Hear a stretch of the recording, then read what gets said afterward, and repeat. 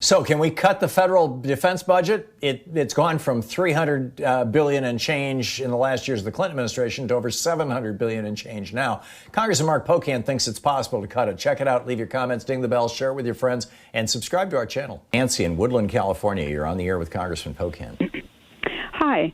I'm just wondering, I don't think Congress should vote to fund the Homeland Security Department based on what they're doing in Portland. And so I'm wondering if they did, or if you think they will vote to fund them, why?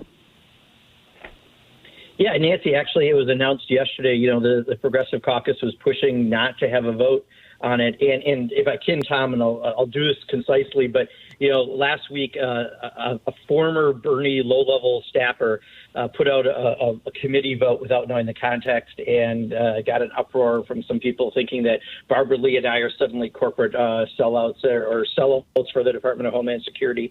And you can't explain that in 280 characters. And a couple people said, I hope he says something in Hartman.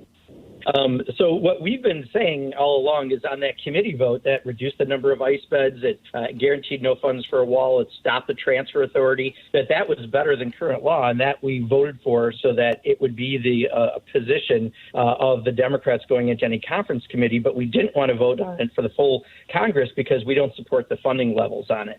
And as a Progressive Caucus, we pushed against it. The Congressional Hispanic Caucus wanted to support it on the floor. We ultimately won. It was announced yesterday they're not going to put that bill on the floor because we don't want to, especially not just Portland, but with ICE and what you're talking about, kids in cages, all the rest, we don't want to give that funding.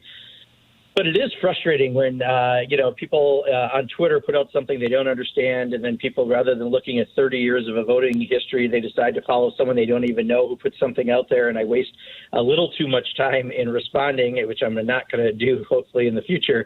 No, we did fight to make sure it didn't come up. It didn't come up. We were told yesterday. They announced it officially, and that won't come up for a vote in the floor of Congress. So it was, I think, a big win on behalf of the Progressive Caucus. There was a dust-up on Twitter over the last couple of days about something about you and Barbara Lee in a defense appropriation bill, and apparently a whole bunch of people either took it wrong or somebody tried to twist it wrong in order to basically stick the knife in you. What's going on? Yeah, so I think this is at the 30,000-foot level. I just make an appeal to folks. We're not like the MAGA Kool-Aid drinkers who just believe whatever Donald Trump says. We think for ourselves, and sometimes if someone puts something out there that doesn't seem right, just do a little research before you go on the attack, because there was someone who, a former staffer of a presidential campaign, a lower-level staffer, put out a vote of a committee vote, and they thought that Barbara Lee and I were voting for ICE to expand ICE funding. And the reality is we've been, as a CPC, fighting to make sure that vote didn't come to the floor. In fact, we won yesterday. We found out that they're not taking Homeland Security budget, the appropriations bill, to the floor of Congress, which is what we want to do. But you need to have a position to debate, or I'm sorry, not to debate, but to negotiate when you have conference committee for the final appropriation bill.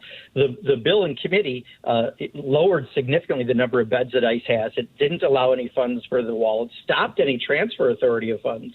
It did a bunch of things that were better than current law, and we needed that as a bargaining position. So we all in committee, you vote for that, as we're arguing not to have it come up to the floor because we don't support the funding levels going to Homeland Security and to ICE. But no one really asked that when they put it out there. I tried to reply. Often people don't want to admit they're wrong then at that point. And then I had people throughout the week telling me that I voted against the cut to 10% for defense, and why did I do that? And I had to inform them, no, actually, I'm the author of that, and I did support my own amendment.